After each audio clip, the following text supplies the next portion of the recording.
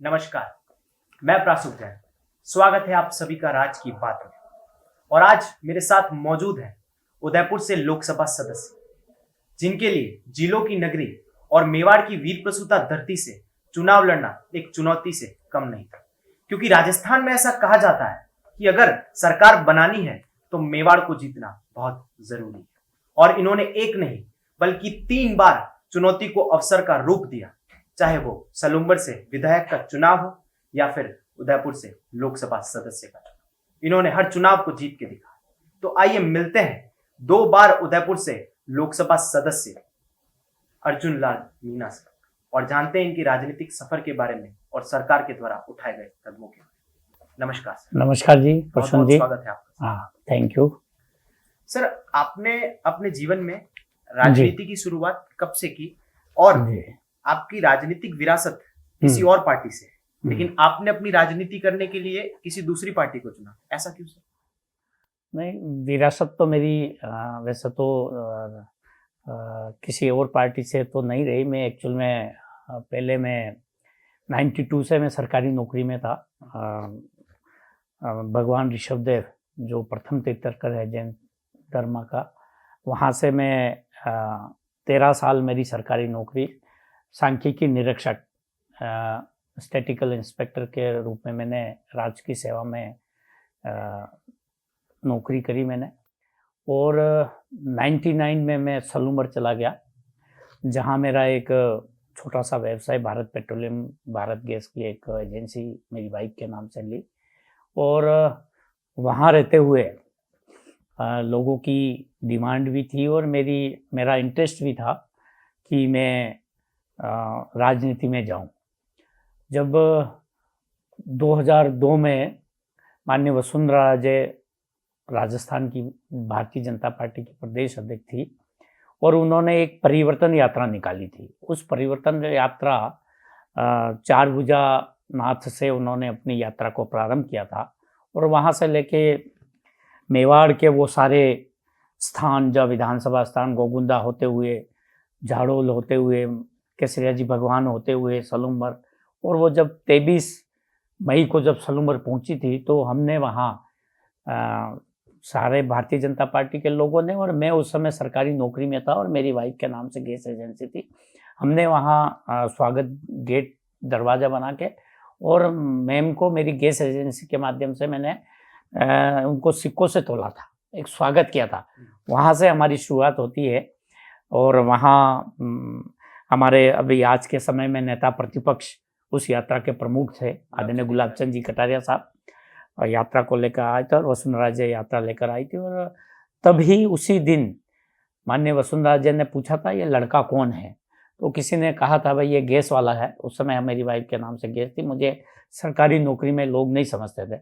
हाँ, ये जरूर है कि मेरा परवरिश और मेरा जो खानदान बैकग्राउंड कांग्रेस पार्टी से रहा था, क्योंकि मेरे फूफा जी उस समय 1980 से लेकर 85 तक स्वर्गीय रूपलाल जी परमार खेरवाड़ा विधानसभा से विधायक रहे थे। तो इसलिए मेरा ताल्लुकात कांग्रेस पार्टी से मेरे परिवार के थे। लेकिन मैं जब कॉलेज में आया, 89 में ग्रेजुएशन हुआ, 90 में जब विधानसभा के चुनाव हुए, उदयपुर ग्रामीण से आदरणीय चुनीलाल जी गरासिया जब विधायक के चुनाव लड़े तो मैं स्टूडेंट था और मैंने उनके साथ काम किया। तो मैं शुरू से बीवीपी, संघ, आरएसएस और भारतीय जनता पार्टी से जुड़ा हुआ था, मेरा झुकाव उनकी तरफ था।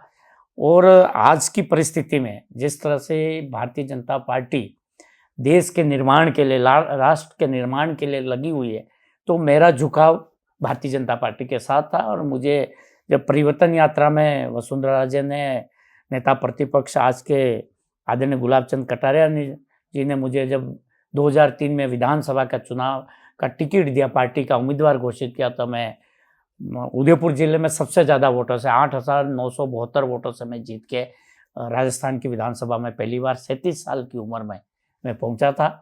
और जनता का, सलूम्बर की जनता का, वहाँ के क्षेत्र की जनता का बहुत बड़ा आशीर्वाद रहा। और मैं लगातार तब से लेके अब तक, मैं अभी दूसरी बार उदयपुर से भारतीय जनता पार्टी का सांसद हूँ और पहले दफ़े में 2 लाख वोटों के अंतर से जीता था 2014 में, और 2019 में मैं 4,37,814 वोटों से मैं जीता हूँ। तो ये भी बहुत बड़ा अंतर जनता की मेहरबानी है।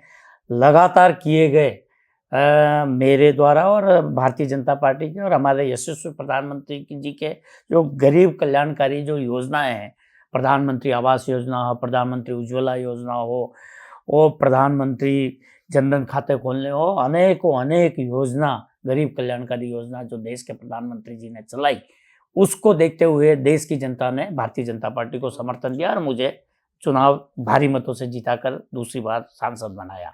सर, आप सत्तारूढ़ पार्टी के सांसद हैं, जी। तो आपसे ये सवाल पूछना लाजमी है कि पेट्रोल और डीजल के दाम हम देख रहे हैं लगातार आसमान छूते जा रहे हैं। जी। तो क्या आपको नहीं लगता कि जनता को इससे थोड़ी राहत मिलनी चाहिए और सरकार को अहम कदम उठाने चाहिए जिससे पेट्रोल के दामों में थोड़ी गिरावट? देखिए पश्चिम जी, आप राजस्थान से आते हैं और मैं भी राजस्थान में हूँ। राजस्थान में आज पेट्रोल डीजल का जो रेट है वो पूरे देश में सबसे ज़्यादा है और हमारा ही पास में एक गुजरात राज्य है या इधर देखो तो हरियाणा राज्य है, वहाँ पेट्रोल डीजल में 10 रुपये का अंतर है। तो ये जो राज्य सरकारों ने जो अपने टैक्स से वेट जो बढ़ा रखा है, उसी वजह से किसानों को या आम उपभोक्ताओं को पेट्रोल डीजल का मार पड़ रही है। मैं कहना चाहता हूँ कि अब राज्य सरकारें अपने जो स्टेट के जो टैक्स हैं उसको थोड़ा कम करें और भारत सरकार ने तो राज्य सरकारों को जो 42% जो जीएसटी कलेक्शन करके राज्यों को सीधे देते हैं उनके सर्वांगीण विकास के लिए, कल्याणकारी योजना चलाने के लिए, तो राज्य सरकारों को इसमें आगे बढ़ के उनके जो वेट और जो टैक्सेस है उसमें कम करना चाहिए। बाकी भारत सरकार इस पर पूरी नज़र रखी हुई है। जिस तरह से दुनिया में क्रूड का जो भाव ऊपर नीचे हो रहा है, रेट बढ़ रही है, घट रही है, तो निश्चित रूप से इस पर पूरी नज़र है सरकार की और इस पर ध्यान देगी। सर, आप लगातार दूसरी बार उदयपुर लोकसभा क्षेत्र की आवाज को संसद में मुखर करते आ रहे हैं जी, तो वे कौन से ऐसे विकास कार्य हैं जो आपने अपने कार्यकाल में अपनी क्षेत्र की जनता को सौगात के रूप में दिए? देखिए 2014 में भारतीय जनता पार्टी के नेता और आज के देश के प्रधानमंत्री नरेंद्र मोदी जी जो पहली बार 14 में देश के प्रधानमंत्री बने, उन्होंने जो कल्याणकारी योजनाओं के साथ साथ प्रत्येक लोकसभा क्षेत्र में और देश के हर कोने में विकास के कार्य करवाए। मेरे अपने क्षेत्र उदयपुर में एक बहुत बड़ी डिमांड लोगों की थी और जनता की थी कि वहाँ उदयपुर से अहमदाबाद ब्रॉड गेज का काम पेंडिंग पड़ा हुआ था। 2009 में जब लालू प्रसाद यादव रेल मंत्री थे और किरण माहेश्वरी जी जो हमारे बीच में आज नहीं रही, मुझे दुख है, उन्होंने उनके सांसद थे उस समय, उन्होंने वहाँ इस परियोजना की शुरुआत कराई थी 2009 में। 2009 से लेकर 2014 तक यानी कि 5 साल पूरे हो गए, कांग्रेस के शासन ने 1 रुपया वहाँ लगाया नहीं, बजट में कोई प्रावधान नहीं किया, खाली घोषणा कर रखी थी। लेकिन जब 2014 में मैं वहाँ से सांसद बनकर आया और देश के प्रधानमंत्री नरेंद्र मोदी जी बने, उन्होंने अपना पूरे देश में जो परियोजना, रेल परियोजना जो लंबित चल रही थी, पेंडिंग चल रही थी, उन्होंने हाथ में लिया और मैंने बार बार इस मुद्दे को लोकसभा में उठाया, 0 आवर के माध्यम से, क्वेश्चन के माध्यम से, 377 जो लोकसभा प्रक्रिया और नियम और प्रक्रिया के तहत उस मुद्दे को उठाया जाता है, मैंने बार बार लोकसभा में उठाया और 2014 से लेके अभी ये जो मोदी जी का सेकंड कार्यकाल चल रहा है, 6 साल पूरे हो गए हैं, लगभग 2500 करोड़ रुपए उस परियोजना पे खर्च हो गए हैं और लगभग 80% इस परियोजना का काम पूरा हो चुका है। उदयपुर से अहमदाबाद वाया हिम्मतनगर, अहमदाबाद से डूंगरपुर तक के ब्रॉड गेज का काम पूरा हो गया है, पटरियाँ बिछा दी गई है, ट्रायल हो चुकी है और डूंगरपुर से उदयपुर जो 110 किलोमीटर के लगभग है, उसमें पटरियाँ बिछाने का काम चल रहा है, आरओबी का काम चल रहा है। रेलवे स्टेशन जो जहाँ मेरा पैतृक गांव मसारों के ओबरी ऋषभदेव है, ऋषभदेव रोड का उस क्षेत्र का सबसे बड़ा स्टेशन हमने बनवाया है और वहाँ रेलवे स्टेशन का काम चल रहा है। ऐसे नहीं पूरा होगा सर? ये इस साल के दिसंबर यानी कि आने वाले 2022 के मार्च के पहले हम यहाँ से दिल्ली से उदयपुर से अहमदाबाद फास्ट ट्रेन दौड़ना शुरू हो जाएगी, ये हमारी घोषणा भी है और हम इसको करके दिखाएंगे। जी सर, आने वाले दिनों में बंगाल में चुनाव है यस और बंगाल के साथ ही दूसरे 4 राज्यों में भी चुनाव है। हाँ लेकिन वर्तमान स्थिति को देखकर हाँ। अगर हम बंगाल की बात करें हाँ। तो क्या लगता है आपको, आपकी पार्टी बंगाल को सोनार बांग्ला बना पाएंगी? निश्चित रूप से जिस तरह से बंगाल में जो राजनीतिक वातावरण बना हुआ है, हमारे अभी 18 सांसद भारतीय जनता पार्टी के जीत के आए हैं 40 में से, और जिस तरह से पूरे देश में एक साल में जो ये कोरोना वैश्विक महामारी आई तब से लेके जितने भी चुनाव हुए, जम्मू कश्मीर से लेके दक्षिण कन्याकुमारी तक देखिए, पूर्व से लेके पश्चिम तक देखिए, जितने भी चुनाव हुए, उपचुनाव में या चुनाव में भारतीय जनता पार्टी की अधिक से अधिक सीटें हम जीत कर आए हैं। अभी धारा 370 हटने के बाद जम्मू कश्मीर में पंचायत राज के चुनाव हुए, वहाँ भारतीय जनता पार्टी के ज़्यादा प्रतिनिधि जीत गया है। अभी राजस्थान में पंचायत राज के चुनाव हुए और 22 जिलों में जिला प्रमुख के चुनाव हुए, इसमें 14 जिला प्रमुख भारतीय जनता पार्टी के जीता है। उदयपुर में जिला प्रमुख भारतीय जनता पार्टी का जीत गया है, डूंगरपुर में भारतीय जनता पार्टी का जीत गया है, पंजाब में जो चित्तौड़ चुनाव में है, जी उसमें तो भारतीय जनता पार्टी नहीं, आप पूरे भारत को देखिए, जहाँ जहाँ मध्य प्रदेश देखिए, 28 में से 16 सीटें भारतीय जनता पार्टी के विधायक जीते। तो और आप जितने भी चुनाव हुए हैं उन सब चुनाव में भारतीय जनता पार्टी ने अपना परचम लहराया है। तो निश्चित रूप से आने वाले जो 5 राज्य में चुनाव हैं, हम पौंडीचेरी में, हम असम में दोबारा सरकार बनाएंगे, हम वेस्ट बंगाल में हमारी सरकार बनेगी और हमारे तमिलनाडु और केरल में भी हमारी बढ़िया उपस्थिति, मतलब अच्छी उपस्थिति दर्ज कराएंगे। भारतीय जनता पार्टी के सीटें बढ़ेगी वहाँ पे और हमारे वहाँ जनाधार बढ़ने वाला है। यानी कि कुल मिलाकर जो नरेंद्र मोदी जी की जो कल्याणकारी योजना है और इस पूरे वैश्विक महामारी में, कोरोना वैश्विक महामारी ने हमारे नरेंद्र मोदी जी दुनिया के नेता बनकर उभरे हैं, ये साबित हो गया है। जनता ने भी स्वीकार किया है और देश की जनता ने भी स्वीकार किया और वर्ल्ड ने भी स्वीकार किया है।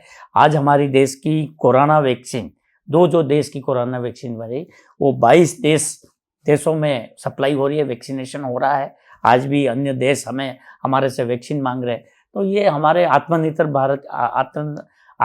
भारत की ओर बढ़ता हुआ कदम है और ये देश के लिए बहुत उपलब्धि वाला वर्ष कहा जाएगा।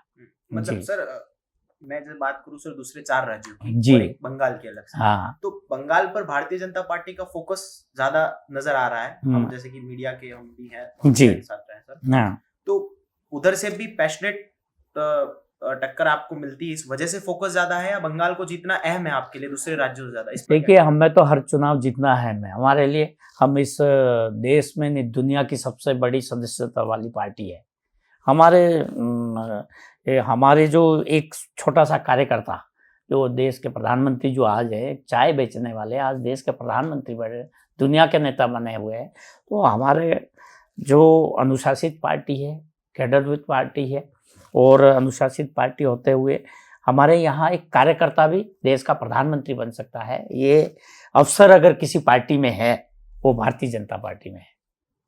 भारतीय जनता पार्टी आपके मूल आधार के रूप में। या सर, 2003 में आप राजस्थान के सलूम्बर विधानसभा क्षेत्र से विधायक भी रहे हैं जी।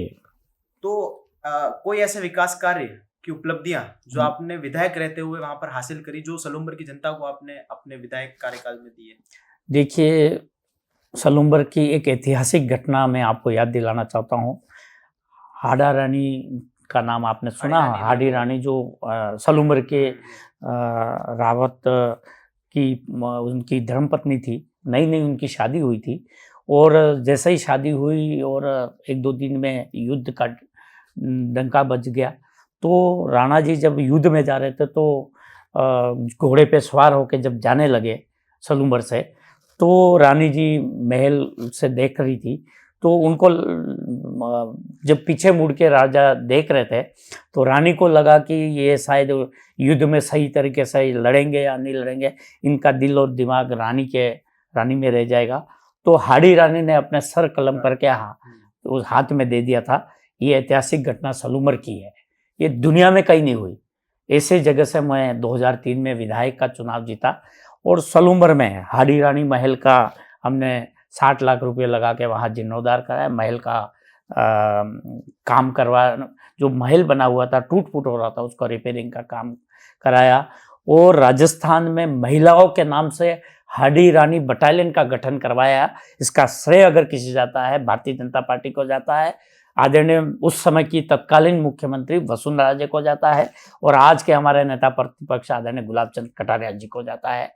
ये बहुत बड़ा काम जो हाड़ी रानी महिला बटालियन का जो गठन हुआ था, वो सलूमर की घटना से जुड़ा हुआ, महिलाओं से जुड़ा, महिला की जो उनकी जो घटना हुई थी ऐतिहासिक, उससे जुड़ा हुआ हाड़ी रानी बटालियन जो आज चल रही है, घटित हुई है। आप ही के द्वारा गठन किया गया था। और ऐसे अनेक विकास के काम करवाए हमने, चाहे हॉस्पिटल कर्मोन्नत कराने का मामला हो, सड़कों का विकास हो, विद्यालय में, और हर जगह जहाँ जहाँ हॉस्टल बनाने का मामला हो, सर्वांगीण जो कर सकते थे उन सब विकास काम हमने करवाए उस समय।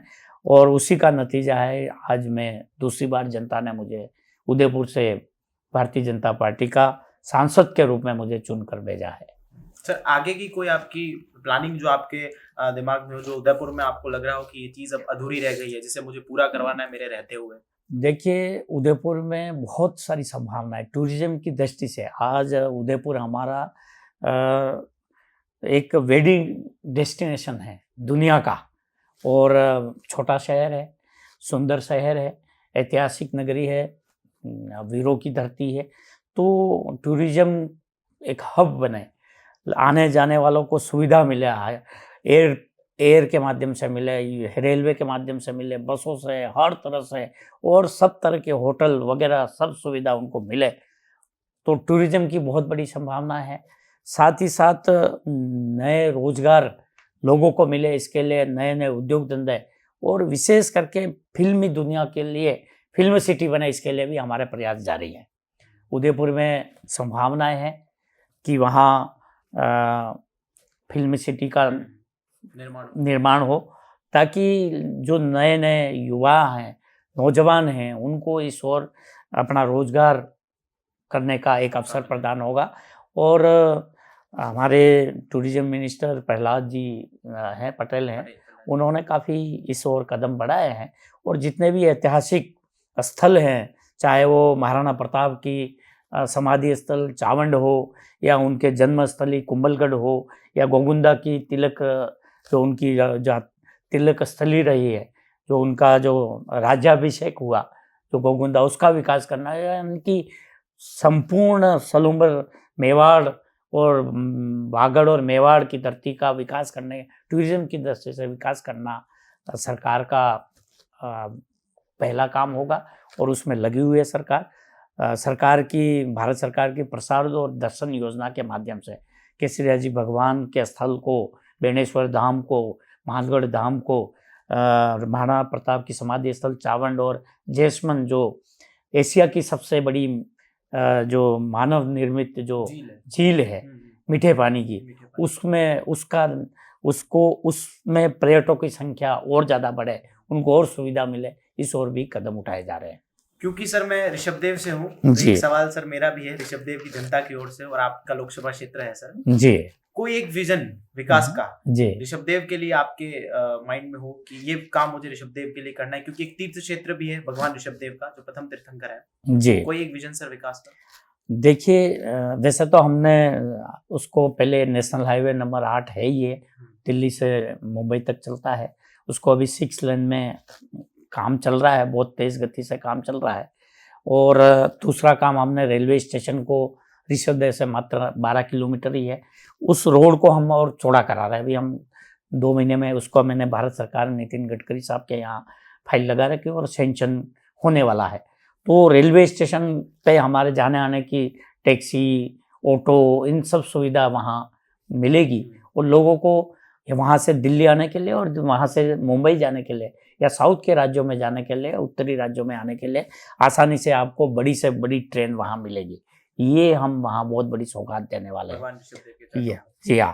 और हम उसके अलावा और भी जो ऋषभदेव भगवान के आसपास क्षेत्र में जितना विकास करा सकते हैं, जो सभी तरह के सड़कों से लेके लाइटों से लेके मकान पक्के बने उसके लिए, और अनेक ये जो शुद्ध पेयजल जल जीवन मिशन के माध्यम से सोमकागदर का पानी ऋषभदेव को तो मिल ही रहा है, लेकिन बीच के गांवों को भी उनको पानी मिले, उसका लाभ मिले, सभी गांवों को शुद्ध पेयजल मिले, नल का पानी सभी आदमी को मिले, इसके लिए भी प्रयास किए जा रहे हैं। सर एक आखिरी और अहम सवाल जी सर, हाल ही में सरकार ने जो 3 कृषि कानून पास किए हैं जी उस पर भारी विरोध देखने को मिला है। जी तो सर आपको नहीं लगता कि सरकार को किसानों से विशेष चर्चा करके इस विवाद को सुलझाना चाहिए? देखिए, आप ऋषभदेव से आते हैं, आज तक उधर उदयपुर जिले में कोई किसी किसान का कोई विरोध अभी तक आया नहीं। ये जो विरोध कर रहे हैं ये केवल हरियाणा और पंजाब के कुछ लोग हैं जो आड़तिया और दलाली का काम करते हैं, उनका अपना धंधा पे मार पड़ने की कोई उनको आशंका लग रही है, इसलिए इस एक तरह से ये राजनीति कर रहे हैं। जब संसद में ये बजट बिल ये जब आए तो सब लोगों ने उसको सर्वसम्मति से पास किए, तब किसी ने विरोध नहीं किया। और ये पहली बार देश के प्रधानमंत्री जी ने किसान की आय 2022 तक दुगनी हो, इसी परिप्रेक्ष्य में ये जो 3 अहम बिल लाए हैं, और ये किसान के हित के लिए है, किसान के कल्याण के लिए है, और किसानों को इसमें कहीं भी कोई नुकसान होने वाला नहीं है। ये सभी किसानों के लिए, जिस तरह से किसान सम्मान निधि पूरे देश के किसानों के लिए सीधे खाते में पैसे देश के प्रधानमंत्री जी भेज रहे हैं, सरकार भेज रही है, 6-6 हज़ार एनुअल भेज रही है, तो ये उसी परिप्रेक्ष्य में। और बिल का विरोध करना कोई उनका ऐसा कोई बिल में है नहीं, वो बता नहीं पा रहे हैं, केवल विरोध कर रहे हैं। अगर उनमें कोई बात संशोधन की बात है, कोई बात करनी है, तो टेबल पे आके बात क्यों नहीं करते? 12 बार वो बैठे लेकिन कुछ बता ही नहीं पा रहे हैं। तो ये जनता को गुमराह कर रहे हैं, किसानों को गुमराह करने वाला काम ये कर रहे हैं। और इसमें कुछ लोग दलाल लगे हुए हैं। जो मंडियां पहले चल रही थी वैसी मंडियां अभी कोई बंद थोड़ी हो रही है, आज कोई बंद थोड़ी हो गई है। तो ये केवल किसानों को गुमराह करने का काम कर रहा है। आप खुद एक किसान परिवार से ताल्लुक रखते हैं सर। जी, आपका जो बिजनेस था सर वो किसानी का था सर। जी। तो आपको एक एज अ किसान में एक सवाल पूछना चाहता हूँ कि ये 3 बिल के जो लूप होल्स हैं, क्या आपको लगता है इन 3 बिल में कोई लूप होल्स हैं, यहाँ पर मुझे नुकसान हो सकता है एज अ किसान? मुझे तो ऐसा कोई लग नहीं रहा है किसी में कि मुझे नुकसान होने वाला है। जब MSP मिलने वाली है, ज़्यादा रेट मिलने वाली है, सरकार खरीदने के लिए तैयार है।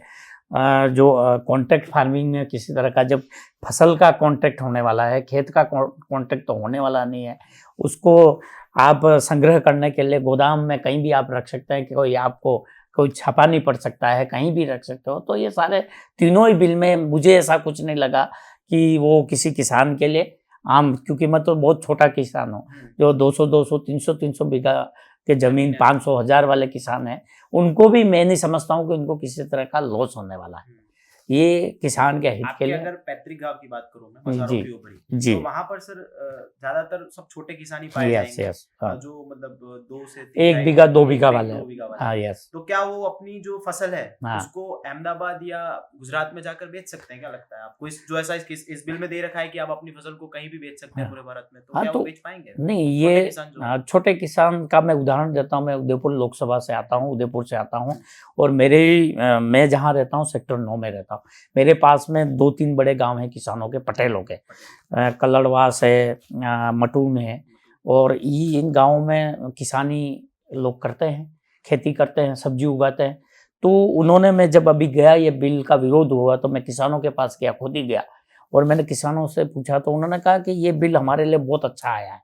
कैसे? उन्होंने कहा जब हमारे टमाटर जब ज़्यादा पकते थे, हमारी जब सब्जियाँ गोभी, आलू, टमाटर, धनिया, उन्होंने मुझे उदाहरण देके बताया, धनिया हमारा जब 1 क्विंटल 2 क्विंटल हो जाता था, यहाँ धनिया की रेट हमको 10 रुपये 12 रुपये केजी मिलती थी, और हमको अहमदाबाद में 200 रुपये 150 रुपये मिलती थी। तो हम अहमदाबाद ले जाना चाहते थे तो हम ले नहीं जाते थे।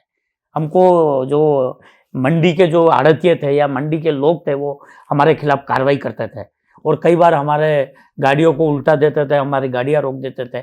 आज इस बिल के माध्यम से अगर धनिया उदयपुर में अगर 50 रुपये किलो बिक रहा है और अहमदाबाद में अगर 200 रुपये किलो बिके खरीदने वाला है, तो हम सीधे अहमदाबाद 200 रुपये में बेचेंगे, ये हमें छूट मिली है। हम देश के किसी भी बाजार में जाके हमारा जो उत्पाद कर रहे हैं, हम जो फसल पैदा कर रहे हैं, वो दुनिया हमारे देश में किसी भी बाजार में जाके हम जहाँ ज़्यादा कीमत मिले, ये किसान के ऊपर निर्भर है। आप कोई भी पेन बनाता है, मोबाइल बनाता है, घड़ी बनाता है, उसकी कीमत वो स्वयं बनाने वाला तय करता है, और यहाँ किसान अपनी उपज पैदा करता है और उसकी कीमत कोई आड़तिया कैसे तय कर पाएगा? पैदा हुआ है किसान ने, तो किसान ही तय करेगा कि मुझे इसकी कीमत, इस फसल की कीमत क्या मिलनी चाहिए, और वही इस बिल में लिया है, वही इस बिल में है। इसलिए जो लोग आंदोलन में लगे हुए हैं वो किसानों को गुमराह कर रहे हैं। मैंने प्रत्यक्ष रूप से, मैं खुद किसान भी हूँ और किसानों के बीच में रहता हूँ। किसानों का किसी भी तरह का किसी भी इन बिलों पे कोई विरोध नहीं है जी। बहुत बहुत धन्यवाद सर। और कोई सर आप अगर आप कोई संदेश अगर देना चाहें लोगों को हमारे, मैं आपके माध्यम से, चैनल के माध्यम से मेरे क्षेत्र की जनता को आने वाली जो होली का रंगों का जो त्योहार है उस पे मैं बहुत बहुत बधाई और उनको उनके उज्जवल भविष्य, उनके उज्जवल जीवन के शुभकामना करता हूँ, और भगवान केसरिया जी से प्रार्थना करता हूँ कि हमारे क्षेत्र में अमन चैन बना रहे, सब लोग मिलजुल कर रहे। थोड़े दिन पहले एक घटना काकरी डुगरी की हुई थी। एक समाज आपस में, समाज बीच में खाई पैदा करने के कुछ लोगों ने जो कृत्य किया था वो नहीं रहे। हम वर्षों से, सदियों से हम एक दूसरे से मिलजुल कर त्योहार मनाते हैं, हम मिलजुल कर हमारा काम करते हैं, लेन देन करते हैं, वो हमेशा के लिए बना रहे।